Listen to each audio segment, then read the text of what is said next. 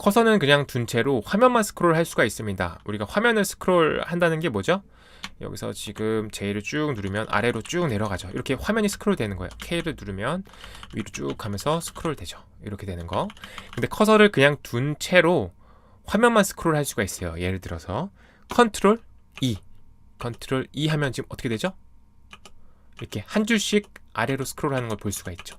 컨트롤 Y를 누르면 한 줄씩 위로 스크롤을 하고 있습니다. 자, 이렇게 커서는 그냥 있어요.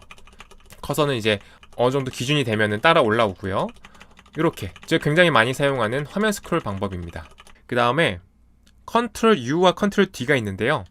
컨트롤 U는 반 페이지씩 올리는 거예요. 반 페이지씩. 컨트롤 D는 반 페이지씩 밑으로. 컨트롤 V는 반 페이지 위로.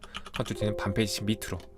한 페이지씩 이동하는 방법도 있는데 저 같은 경우에는 너무 정신없어서 잘 못 쓰게 되더라고요. 컨트롤 U, 컨트롤 D도 조금 정신없어요. 그런데 빨리 이동하고 싶을 때 많이 쓰고요.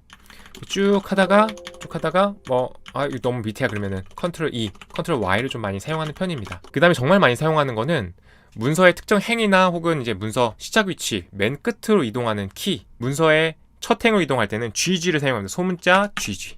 문서의 마지막 행으로 이동할 때는 대문자 G. 특정 행으로 이동할 때는 콜론 10 뭐 이런 식으로 숫자로 이렇게 이동을 합니다. GG, G, 콜론, 숫자.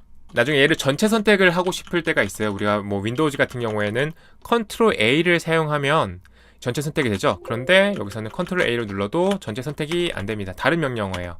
이때 GG, 댐트 V, 댐트 G 이렇게 하면 전체 선택을 할 수가 있죠.